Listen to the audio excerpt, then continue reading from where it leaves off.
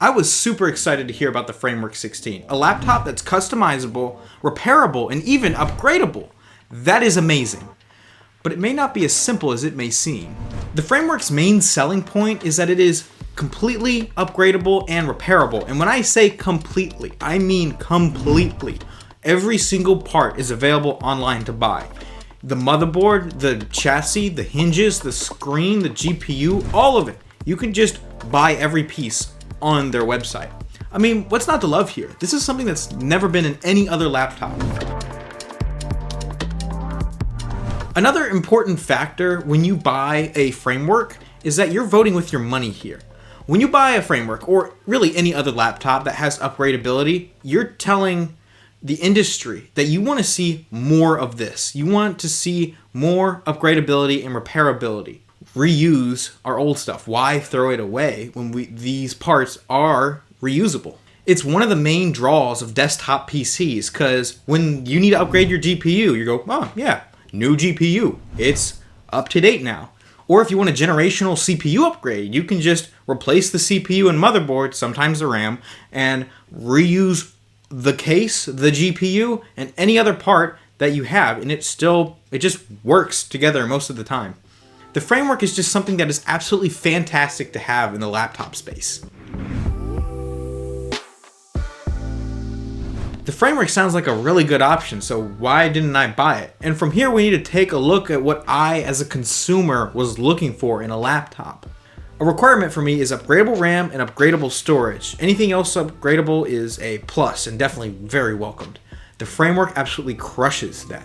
It has to be either 15 inches or 16 inches in size. It also needs to have at least a 4060 or preferably a 4070, and also the AMD equivalent for that performance range. Preferably not having a number pad. I know this is a really weird one. However, when I'm typing on a laptop, I would prefer to type, like normal and not have to go like.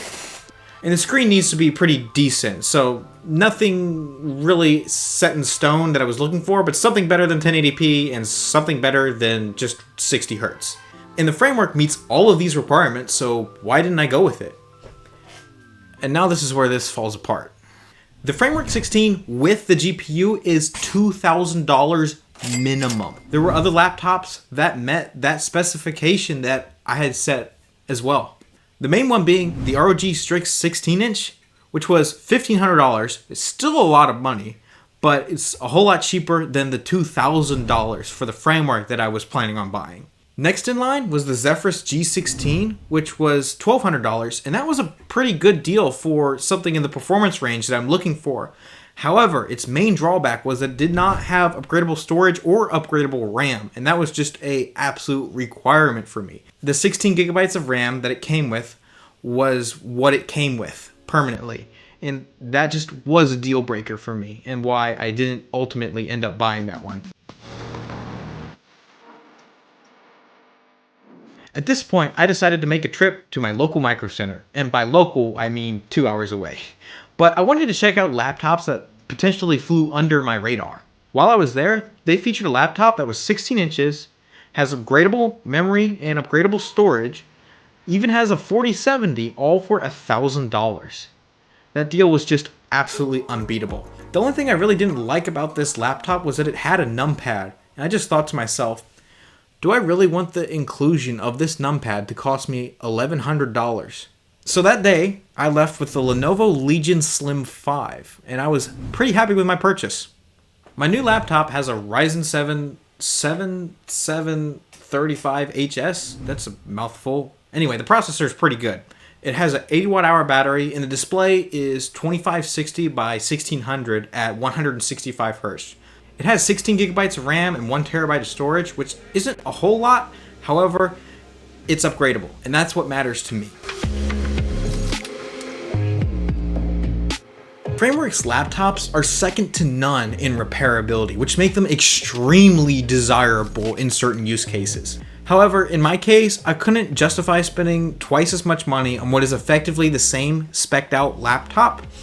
Framework really needs to up their game in value in order to win me over as a customer.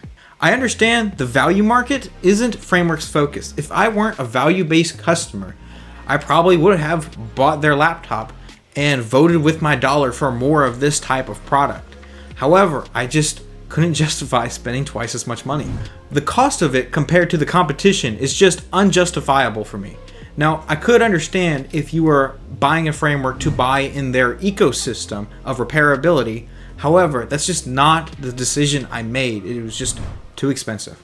If you want the Framework 16, I totally would recommend that you buy it. However, you need to be absolutely sure that you want that product, that repairability is worth double the cost for you.